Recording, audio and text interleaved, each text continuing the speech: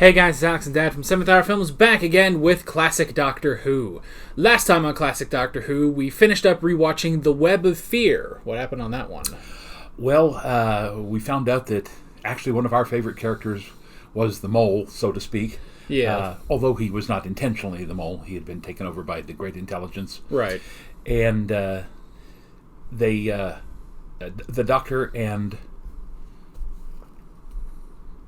Trevor's daughter, Anne, yes, managed to kidnap one of the Yeti and put a control thing in him, and it all blows up in the end. And of course, the Doctor is trying to tap into the Great Intelligence's intelligence while it's trying to tap into his, but Jamie blows it all up in the end. So basically, the Intelligence wanted to take the Doctor's intelligence, but he had cross-wired it, which would have destroyed the Intelligence instead, but Jamie attacked and got him out of there before that happened. So the Intelligence is still out there, where it will later meet the 11th Doctor. Uh-huh. So, yeah. Okay. Yeah. In about, 50 years from when that episode came out, and technically it will... What time would that be? See, this would have been in 68, wouldn't it? Are we going into early 69 now? Yeah, probably. So, around... Yeah, I guess because those episodes were like 2013, so... Yeah, so a little over 50 years. Yeah. By the way, I would have been a senior in high school by this time. Now, I wonder what you would have thought if you had kept watching. Now, obviously, we've talked about Power of the Daleks, forever. But I didn't mention other than that, Yeah. Again, I think I would have been very confused the first couple of weeks with Troughton. But if I'd stayed watching it, I think, by this time, he's obviously come into his own. The writing is much better. Yeah. We get the occasional clinker, but you got clinkers during Hartnell's era, too. Oh, yeah. So... They were probably more frequent in Hartnell's era, honestly. So, these have been a lot more consistent, with the occasional, the Abominable Snowmen, which even that is not fully its fault. It's mostly recon, and it's just more atmospheric than anything. So, yeah. This time around, we are moving on to a new episode for us, which is called Fury from the Deep. Which is a completely animated episode. I'm not sure when the animation came out. It had to have been pretty recent, because the logo they use on the art here is actually the newest Doctor Who logo for the 13th Doctor. So it has to be pretty recent. So, and is this the only one that's animated? Or is the whole thing animated? No, the whole episode is animated, so we'll have to... obviously, 6 parts. We'll split it up over 2 weeks, and... Yeah, I guess that's basically that. We don't have really anything else to say. So no, I'm kind of hoping... What was that last one that they did underwater? Was that the Underwater Menace or something? Yeah, that was about Atlantis and the scientists that wanted to destroy the Earth and stuff. So I'm hoping this isn't a retread of that. Yeah, I actually... Because someone asked me on Twitter, what are you expecting from Fury from the Deep? And I just said, it sounds exactly like the Underwater Menace. So I don't know what we're going to get into. And they said, oh no, it couldn't be further from that. Oh, that's good. So, because that one was sort of a hit and miss serial. So we'll have to see by watching this episode of Classic Doctor Who. What the? That's a new name. The TARDIS has never descended like that.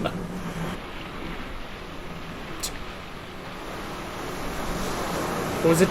Is the TARDIS just sitting on the water? Looks like it. Like it's a thing to do. On a sandbar or something. Where are we exactly? Oh, England, undoubtedly. No, you can tell by the weather and the white cliffs. No. You always seem to land on this planet. No, it's always England. I think by the hammering that TARDIS has got, you've gone and spiked it. Where are you going? I like that they acknowledge that. Oh, well, I have to use this. What's that? It's a sonic screwdriver. Oh my gosh! Sonic screwdriver. Finally!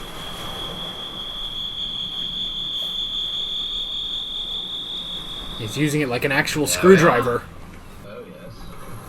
You know, it's strange. They introduced that like it is going to be a big thing. Is that just a focus? Oh. Yep. I was say, is it focusing on them, or is it actually shooting at them? Nah, yeah.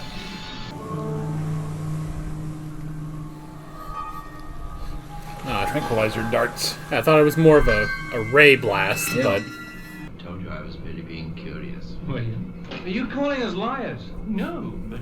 Well, they're not calling you truthers. Sudden appearance here inside our I'm sorry, but I shall have to do as he says and lock you up. Would you follow me? I think this is right about the time that Great Britain was starting to drill in the North Sea between the British Isles and Scandinavia for oil, and found a huge amount of it. I don't wish to appear interfering, but don't you think it would be a good idea to turn off the gas, at least until you've had a chance to check? Oh, Chief Robson would never agree to that. Why not? Well, he doesn't believe in working to the book. He prides himself that the flow has never been shut off ever since he took charge. He's under control. Connie, speak up, man! Everything's under control. Connie! Everything's under control. Connie! I think he's under control. Well, fix it, man. This doesn't seem to be too far in the Can't get into future. Arthur's job. Mr. Robson, I think we should turn off. It's your decision whether or not you take notice of my work, but I must put it on record that I have offered the information. Boy, I've eaten upstarts like you for breakfast. You think you can baffle me with the little bits of paper, Like the don't guy you? with the ionizer. All right, you go ahead and get them. Oh, yeah. And I'll show you Another where you bean belong. counter. Or so it appears. Well, You think you can make it? Of course I can make it. Hold on. Don't bother, Jamie. I can do it with this. What with a hairpin? Don't be daft. Told you not to bother. Sorry about that, Jamie.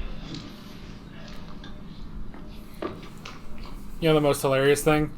He has the sonic screwdriver now. Granted, I guess it's probably not... It doesn't have that feature yet, but still.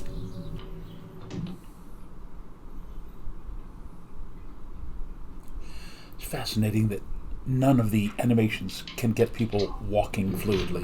Yeah. Seaweed. Looks like it moved though. Yeah. Well, don't... Well... I was gonna say don't leave it in the file, but maybe... Maybe she thinks it's part of the file. Yeah. Or not. She just didn't want to touch it.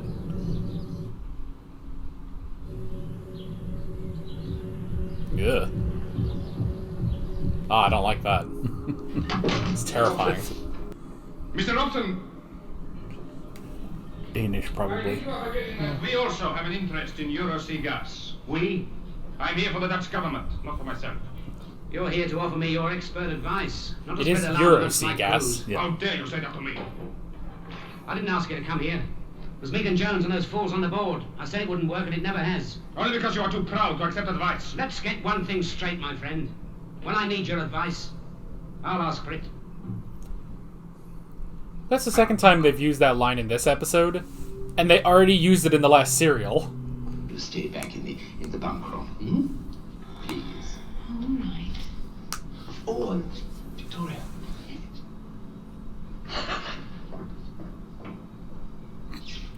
Well, that was rude. Alright. I sent my wife for them, but she's not well. I wondered if I could go and... No, I would not. You tell her to call a doctor, not pester you. But Dr. Patterson is still out at Rig D, sir. Well, tell her to get one in from outside. But you've still got the compound on full emergency alert, remember? All right? But make it quick.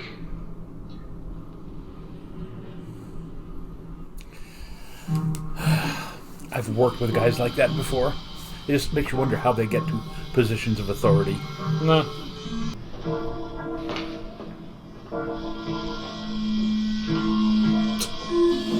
Followed them anyway.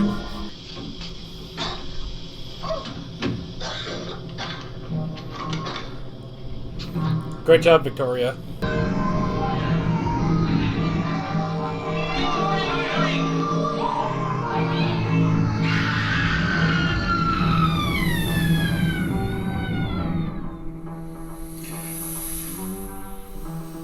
ambulatory seaweed. The mind boggles. Well, there's a bunch of seaweed and some foam or whatever. And I can't tell, is the seaweed coming together? Because it looks somewhat like an octopus there at the end.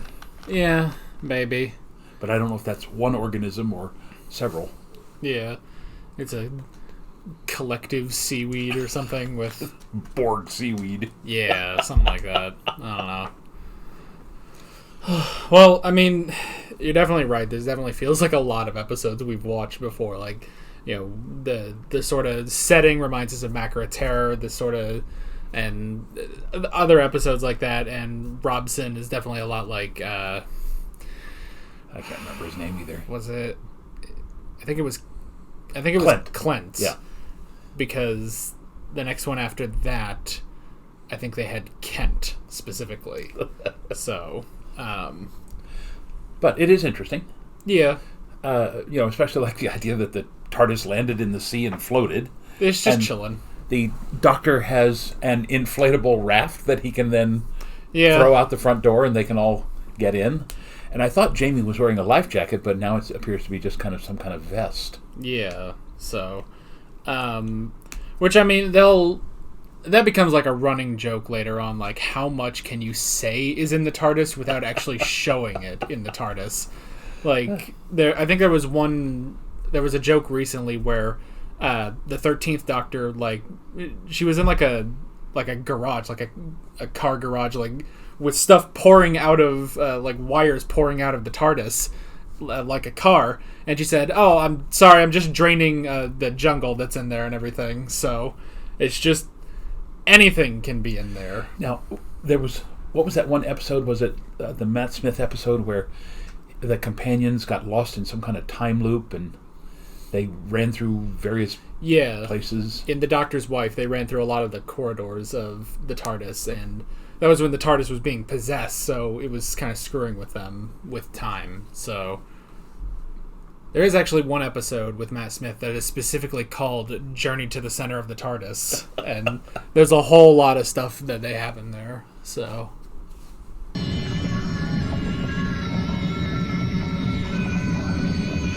again, would have been interesting to see what that looked like. Yeah. Without CGI or anything. So we have seaweed and foam. What's the matter? Don't know. Where the seaweed generates this weird pus thing. Yeah. Ugh. Why do I get the sneaking suspicion that the sonic screwdriver may end up being what drives this creature away? Maybe.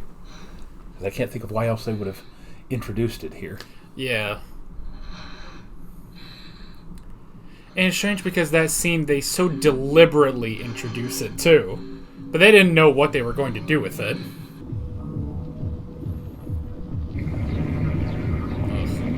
I've had fever dreams like that. Must be mechanical fault. Get a couple of men and check, man, check. If you allow the pressure to build up in the pipeline, you'll blow the whole rig sky high. Blow us with it. All because you're too stubborn to turn off the gas. All right, what do you think it is? One of these creatures the hysterical girl thought she saw? Well, who knows? You know, I miss the Brigadier. He listened. Mr. Robson once spent 4 years on one of the early rigs without ever going ashore. Aye, that would account for quite a lot. Ugh. My wife is ill. If anything happens to her, I'll... All right. 1 hour. Thank you. Doctor leaves this week.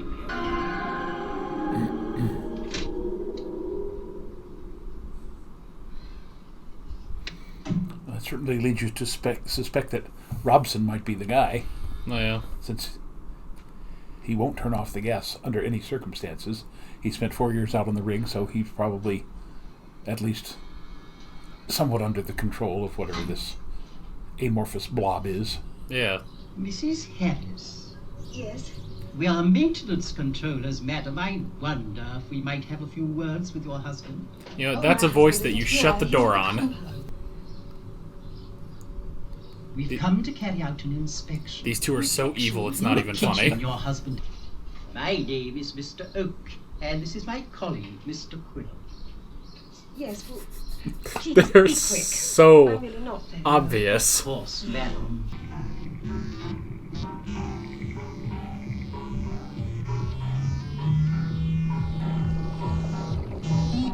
Ew. I was gonna say, maybe he's not a large guy, he just has a lot of seaweed, but I don't know. Is there something that you want? I think this is when you start throwing things at them.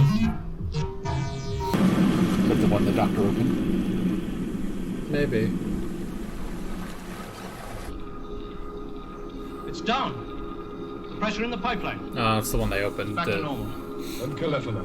Fix that. I wouldn't have thought you could possibly have done it in the time. But why? Why should anyone want me to get stung by a piece of seaweed? Well, I hate the stuff. So slimy and horrid. And it gets You've everywhere. seen seaweed before, have you? In the darkness.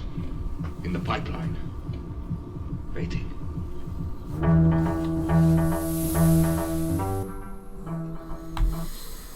Alright.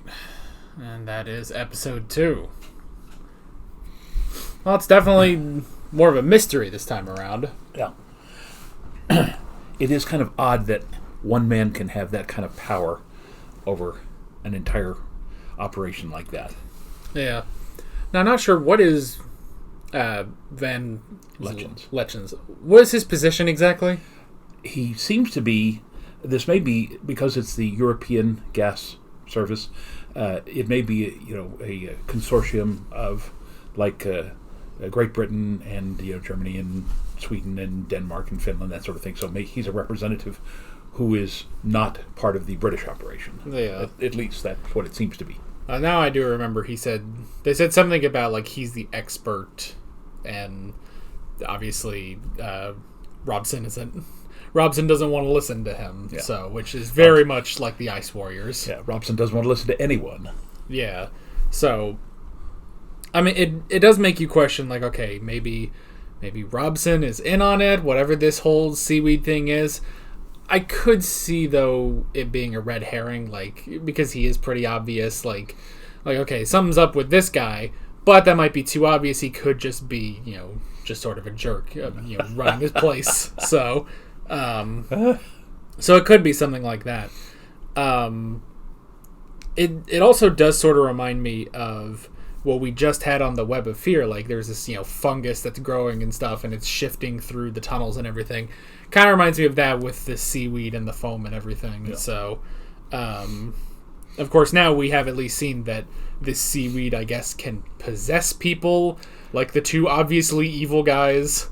So who somehow were seeming to expel gas from their lungs or something. Yeah, but they were also working on the stove, which meant that they could have fixed it so it would release natural gas. Maybe. Well, I mean, yeah, because I was thinking, like, so did they stand there for, like, 10 minutes exhaling this gas to fill the entire house, Like, and I get it's not a very big house, but there was enough in there where, they had to break a window open, so, What is it, Chief? That noise in the impeller, sir. It started again. I think we should go down and check the main valve. How you do you? Well, that's where we think the blockage is. We? Mr. Van Letchens. I thought he'd get his face in. Come on. It doesn't help that when they say, like, oh, that's what I think. It's like, oh, you do you? It's like, that's not a thing you say. It gave me a shock. It was like a spider. Yes, well, we're not taking any chances. Hold that for me, will you? Just happen to have a baggie in my coat. This weed. No. I'll bring the bag down here, right onto the floor. That's it. Now, don't let it touch your fingers. Careful. Slowly does it. Mind your fingers. See, the sonic screwdriver is useful for something. I didn't know that they would have had that kind of baggie back in 1969. Really can move. Doctor, my wife, will she be all right? Huh. Oh, yes, I think. That's a good point. I don't think there's any panic, but I'd get her under medical supervision. And this is an animation from, like, 2018, so they wouldn't have thought of that. Got a lot of work to do back at the TARDIS. She seems to be sleeping peacefully.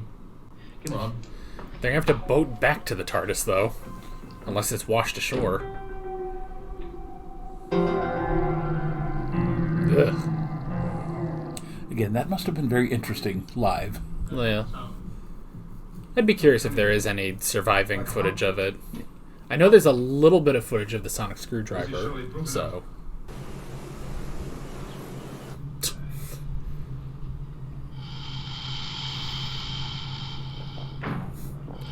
They did actually go back to the TARDIS.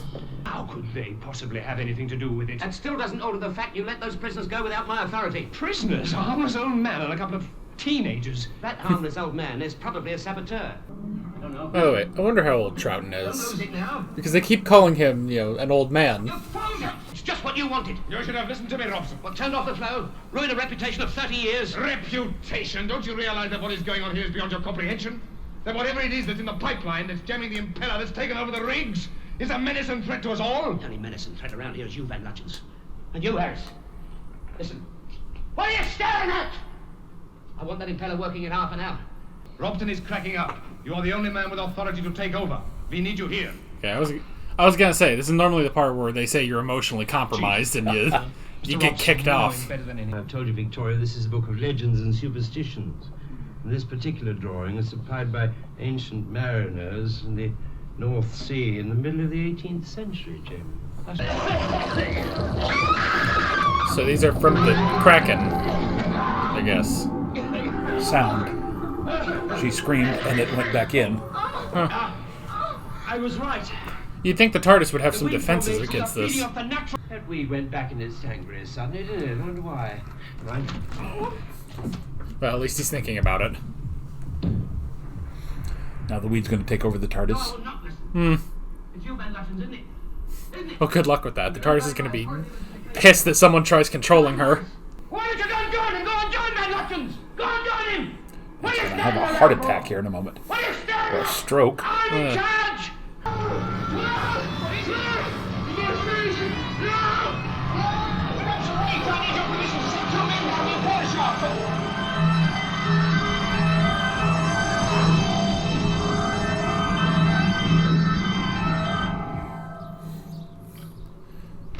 Well, I guess he wasn't on the Seaweed side, but Thank you, Victoria. Might be now.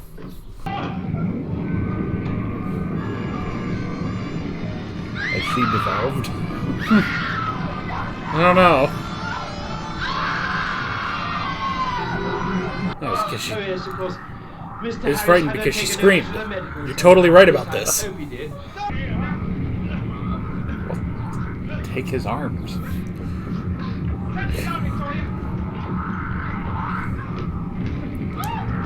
That's another one of those... Not the greatest animations for that. That must have been incredibly itchy. There is a time. I must go. My people need me. Bet that was very cold. Well... Especially if it was at night like this.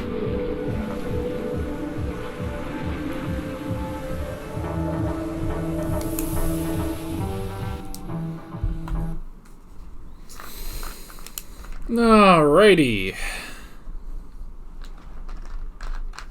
Well, I have to say, other than the second episode arguing that went on and on and on, it's a very fast-paced serial. I'm glad to see that again. I mean, yeah, very good writing. Although, again, and I don't know if this was done to continue to establish Robson, but again, some of that could have been trimmed down a little bit. And perhaps, some other exposition somewhere else. But again, obviously we've got a very bizarre thing that it feeds off the North Sea gas, been spotted back in the 1700s, stuff of myth and legends, as the Doctor says. So kind of like, the Kraken or, something like that. Yeah. Although I've never heard of any sea monsters in the North Sea.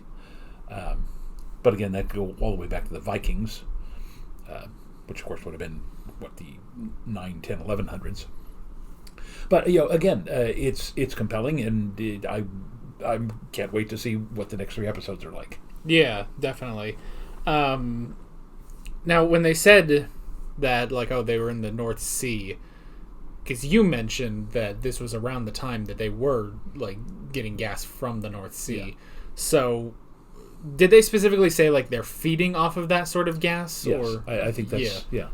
Which is very much like the Macro Terror at that point. So this sort of strange aquatic thing that feeds on gas and is possessing people.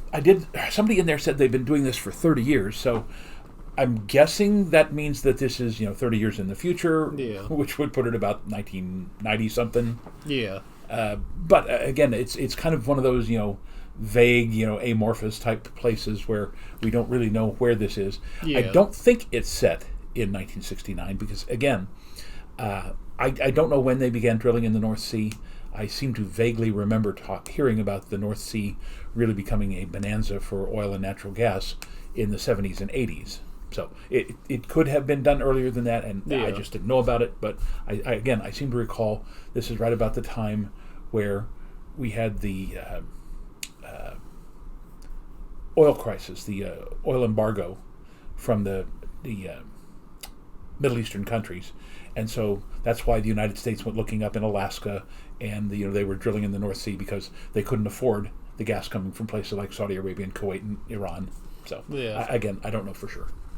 There were like a couple times where there was like a shot of like some files or something. I was trying to see if there was a date on those, but I couldn't find anything. So if there is a specific date, obviously you guys can tell us in the comments.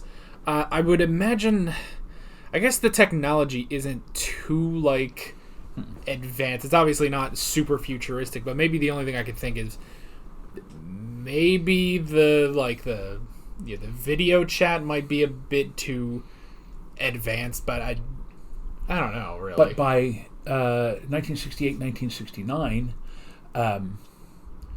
the telephone companies were already introducing that because Stanley Kubrick put it in his film 2001. Yeah. And so, the idea of a teleconference wouldn't have been extremely far-fetched, even if this is set in the late 60s and early 70s. Yeah. Well, to go into the notes, obviously the first thing I wrote down is the sonic screwdriver, which I think you're definitely right about. The reason that they introduced that, and it's not just that's just a thing he has. Like, no, they really did like take their time to introduce that.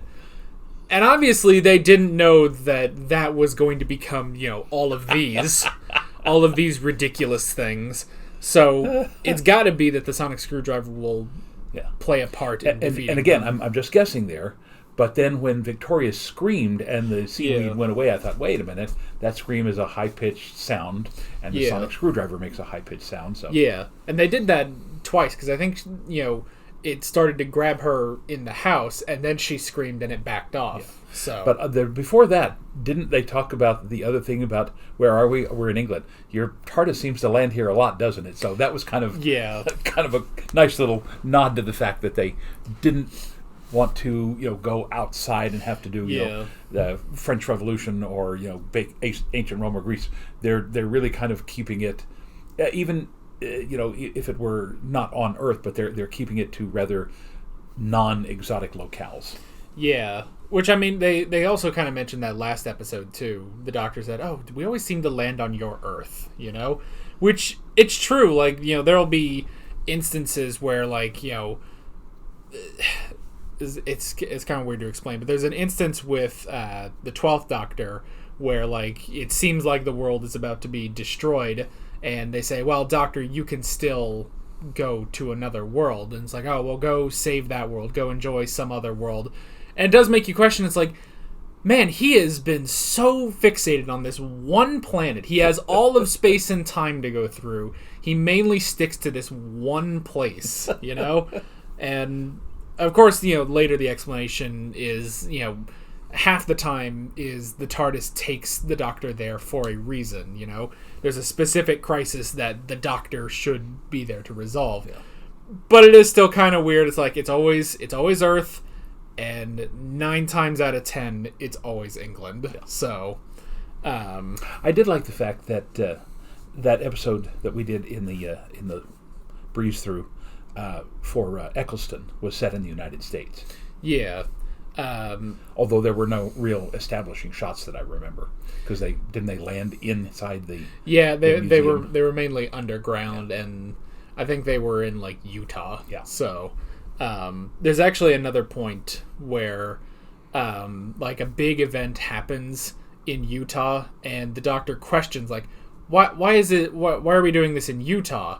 and someone says like it's one of he basically says it's one of the most boring places in all of the earth, so you can get away with doing some like weird time thing in Utah because it's so quiet in Utah. Well, it is very sparsely populated, and this is really odd. Just this week I was talking about our trip in 2008 where we came down through Utah and went to the Golden Spike National Historical Site where the Transcontinental Railroad was finished in 1869. Yeah. And I happened to show that picture in class. So yeah, we've been to Utah, and we know seriously, there's the Great Salt Lake, and there's Ogden, and there's Salt Lake City, and that's pretty much it. Yeah, it's a very, very quiet place. Yeah, so. It's like Nevada, there's Las Vegas, there's Reno, and there's Carson City, and nothing else. Yeah, there's a desert, so. Miles and miles of nothing but miles and miles. Yeah.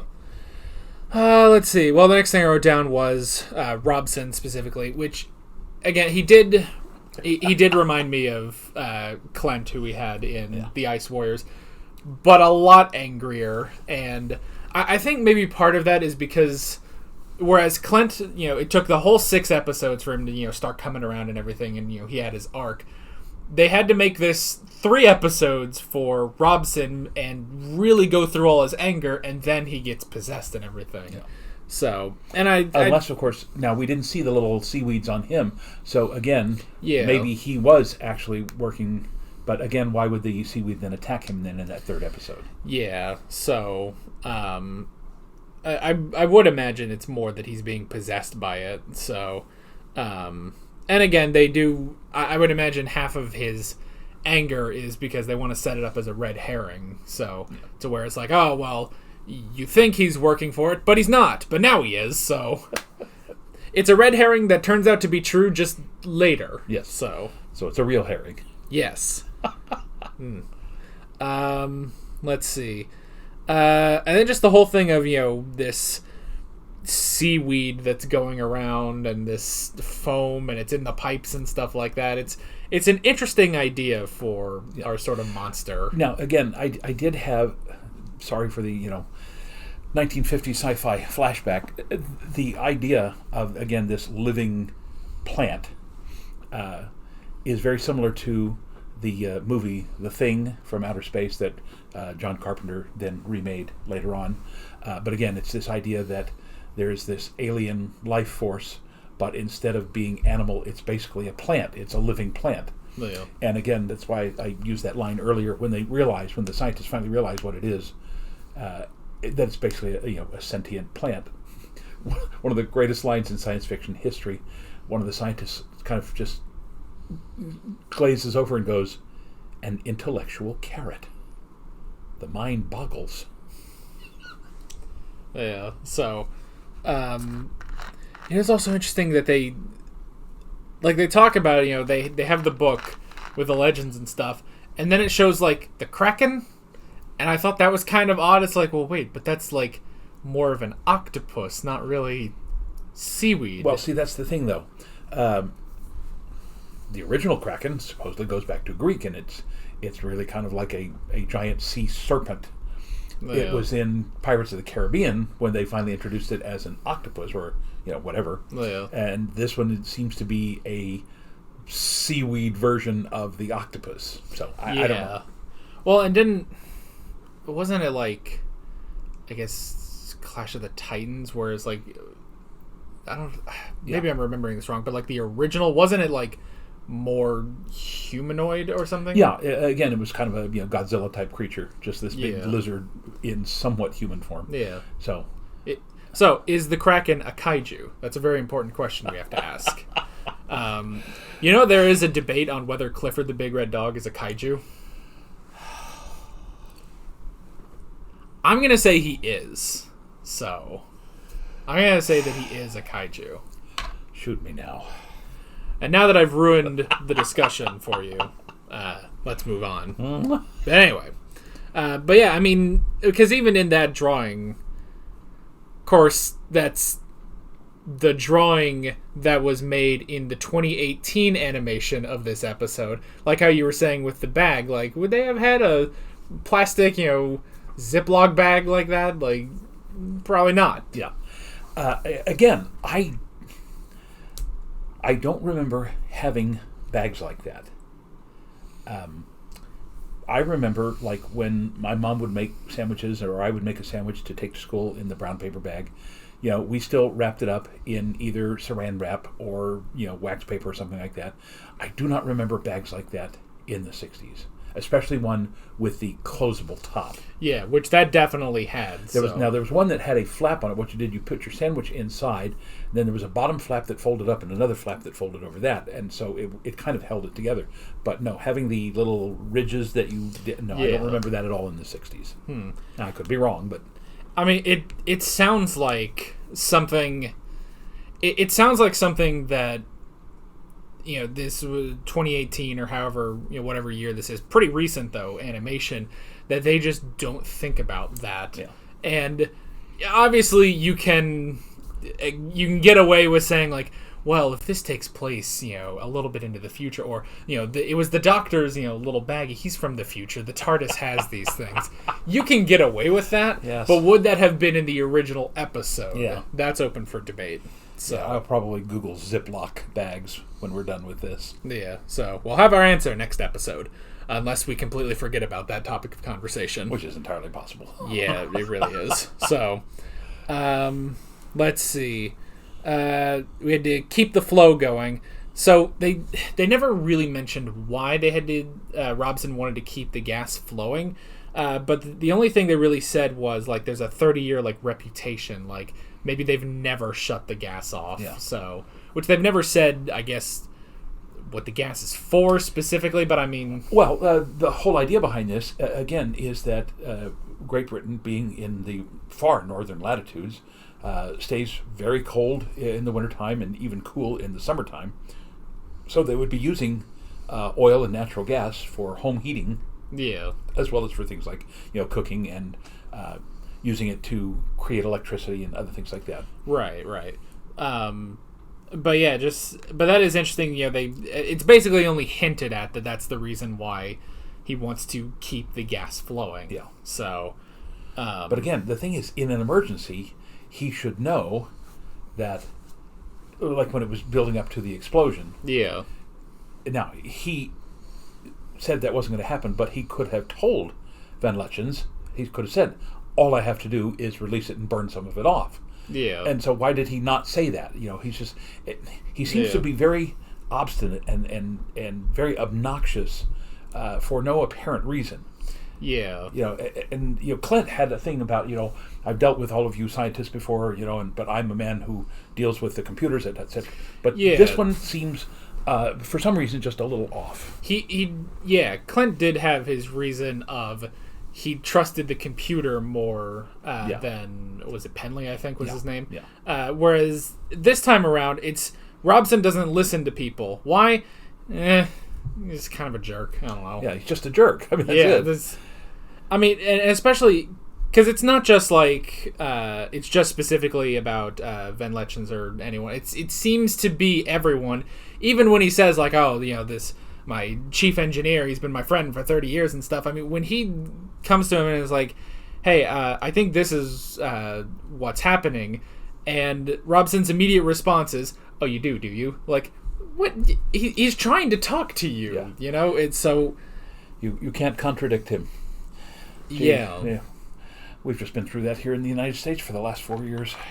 So, and then we had the maintenance guys, who, they were so evil from the beginning, and then they started doing evil stuff. I thought that was kind of odd. Like, I would imagine in the original episode, like, they were, obviously evil as well, but I don't know, something about the animation too, like when the one guy smiled but wasn't talking, it's like, these guys are really evil, and obviously, like, we can at least give the wife a pass that she is really ill at that point, so she can't see it, but it's like, I thought that was a little strange, but then not only are they possessed by the seaweed, they also can exhale that toxic gas, I guess. Yeah, or something like that. That seemed very odd.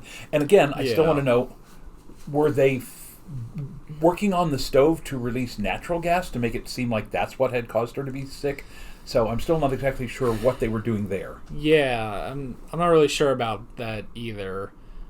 Unless, I don't know. Was that this episode or the last episode? I thought it was in... Might have been last episode. Yeah, I think it was last episode. So, because I remember, wasn't there a point where, like, the foam and seaweed was on the other side of the door and they, like, let it in? So maybe what they were doing was they were, kind of working near the stove so that the wife would be like, oh, okay, they're just doing their thing. I'm just going to go lie down or brush my hair or whatever. And then they went and did their thing. Could be, yeah. It could have been something like that. Let's see. What were the rest of these? I did like how they went back to the TARDIS to study the stuff. We don't normally get that. And obviously it's hilarious. I do wish we had the original shot of, the TARDIS just standing on water like it's a thing to do and this little rubber boat tied to it. Now, again, that's a cool idea, but in every other shot, there are very large waves. Yeah. And in the shot of the TARDIS, it's like glass. The boat is not bobbing up and down, nothing. So I'm assuming the explanation is when the TARDIS lands, it neutralizes the waves around it or something like that. Maybe. But that seemed to be somewhat of an inconsistency. Yeah. Well, and also because they say, at first I thought it was just, the TARDIS can just sit there and waves won't affect it or something. But the Doctor says, well, of course the TARDIS is capable of floating. Which that's a bit more than just floating. Yeah. And so it's like, well, okay, if the TARDIS is floating, you got to be careful because if that actually gets adrift, it's gonna be gone, or maybe it would be hilarious if they go back to the beach and it's just plopped over on its side into the sand, so caught in a trawler. Yeah, it's an interesting idea. Or even if it was upside down, you can't get to the doors, you got to be careful about that. And also just the fact that the establishing shot is the TARDIS coming down from the sky. Yes. That's completely new. So they'll actually make a joke later on with the 10th Doctor where he actually flies the TARDIS in a car chase. And so you just see this car going down, the motorway, and then you just see the TARDIS trying to fly along with it. And afterwards the Doctor says for a spaceship, she doesn't do that much flying. She just sort of materializes places. So, but still, I like going back to the TARDIS to actually study the stuff. Yeah. And getting Victoria actually studying. Obviously, Jamie's not doing much in terms of the studying. He's not really that helpful. Although he did find the microorganisms in it. So, but I did like that, showing Victoria studying it as well. Yeah. So, and she said she did the Bunsen test, so that would have, I assume the Bunsen burner and the tubes and everything like that would have been something her father had in his lab. Yeah. But yeah, Jamie would have never seen a microscope. Yeah. Wouldn't have seen much of that kind of scientific stuff. Even an aquarium, the thing that they had the seaweed in, I don't know that they would have had aquariums, back in the Highlands of Scotland. Yeah. Back when there's legends about the Kraken and everything. So... well, we don't even know it's the Kraken. We're assuming that because of the octopus thing, whatever it was. Right. Just some sort of beastie, as Jamie would probably say. So, and the last couple things I wrote down were the sound, which is your theory as to how they're going to beat it. Which I mean that's pretty good evidence for that. They're twice in this episode. Victoria screamed and then it went away, which would also stand to reason why when she was locked in that room it didn't actually get to her before Jamie and the Doctor got in there, because she was screaming her head off. So that would make sense. And then that would be why they introduced the sonic screwdriver in such a way that they did without knowing that they were going to get all of this stuff. I don't even know how these work anymore. That's upside down. Upside down? Yeah. And then you gotta pull. There you go.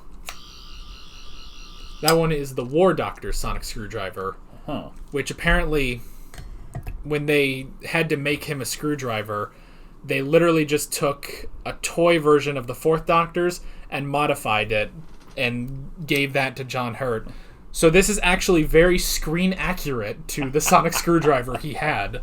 So, because it's just a toy. They just put a little light in it. So, and then they all just get sillier from there. So, I think this one is the 13th Doctor's, and it was made from spoons. So, she made it herself this time around. Anyway. Other than that, I mean, we do have the Seaweed possession, which jury's still out on if Robson is possessed or not. Yeah, because he didn't have the little, tentacle things around his neck like the wife did, like Mrs. Harris. Yeah, so we'll have to see about that, but and I mean, we'll just have to see, what these creatures are and everything. Yeah. So now, again, several people have told us in the preceding couple of weeks that they couldn't wait for us to see this because Fury of the Deep is supposed to be like one of the best serials of the Second Doctor. At least that's what I remember. Really? Yeah. So we should judge it very harshly, is what I'm getting. Because that's generally what we do when we get one of the classics. So. But again, so far there's everything that we have. I'm not going to call it complained about. There's just a few inconsistencies, but it's a good story. Yeah. Victor Pemberton, the author, the writer. Again, don't remember seeing his name before, but yeah, I think he's new.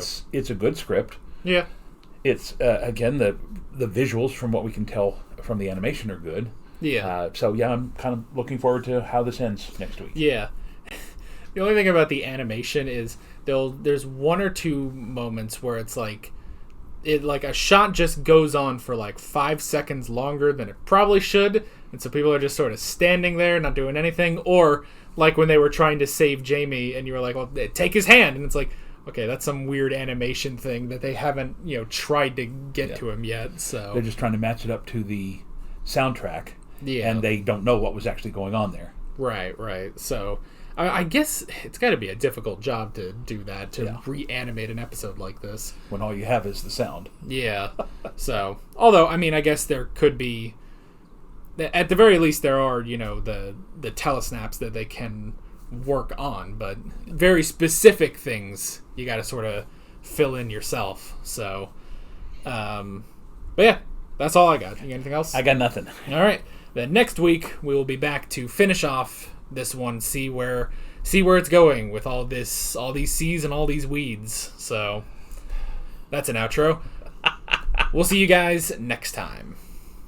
Alright guys, thanks for watching this video. If you want to watch more of our Doctor Who Classic reactions, you can click on the playlist, you can subscribe if you haven't done that already, and be sure you hit that notification bell. You can support me on Patreon and follow me on social media, links below in the description. See you guys later.